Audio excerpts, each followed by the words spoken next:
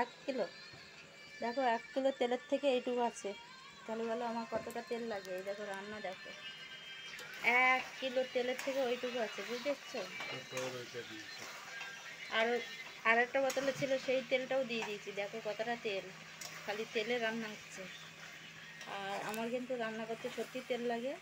আর দেখো দেখতেও কি সুন্দর হয়েছে, দেখো ও দেখতে একদম অসাধারণ দেখতে, অসাধারণ অসাধারণ। এর সাথে যদি ইয়ে হতো, পোলাও বা ফ্রাইড রাইস হতো না, জমে পুরো ক্ষীর হয়ে যেত, ক্ষীর।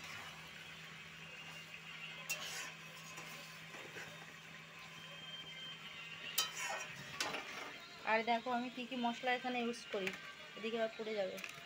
এখানে আদা রসুন পেস্ট, এখানে ছাঁটাই গরম মশলা, এখানে মিট মশলা, এখানে কি বলে লাল মিশ্রি কি বলে আমার বর, যাই হোক কাশ্মীরি লঙ্কার গুঁড়ো মানে করবো, যাই হোক এইগুলো আমি ব্যবহার করি। আর পেঁয়াজ তো ঢালবো, পড়ছে আর চারিদিকে পড়ছে। আর এই মানে পেঁয়াজ ফাঁস তো দেওয়াই হয়, ওগুলো আর ধরলাম না। আর দেখো একদম কিন্তু লাল লাল লাল লাল কি সুন্দর ঝোল হয়েছে। আর কিন্তু দেখো তেল কতটা, একদম তেলে রান্না হচ্ছে। দেখো তেল দেখলে মনে করবে যে সত্যি আমার ঠাকুমা তেল এতটা খেত, মানে পুরো টিনের, পুরো এক টিন করে, এই এক টিন মানে তেল লাগতো আমার ঠাকুমার। তা আমারও সেরকম অবস্থা, তেল আমার প্রচণ্ড লাগে।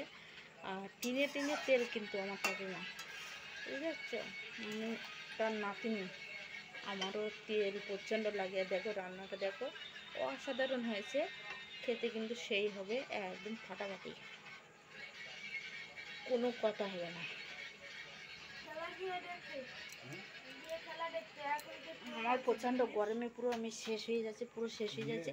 আর এই ভিডিও করা এক হাতে, আর এক হাতে রান্না, দরকার নেই। By tata.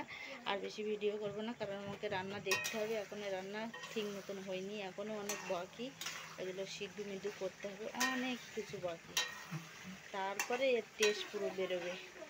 আর দেখো অসাধারণ দেখতে হয়েছে, কি দারুণ দেখতে, অসাধারণ। ফোনের ভিতরে কিন্তু অন্যরকম দেখায়, আর ভিডিওতে অন্যরকম দেখায়, আর অরিজিনাল কিন্তু দেখতে সুন্দর।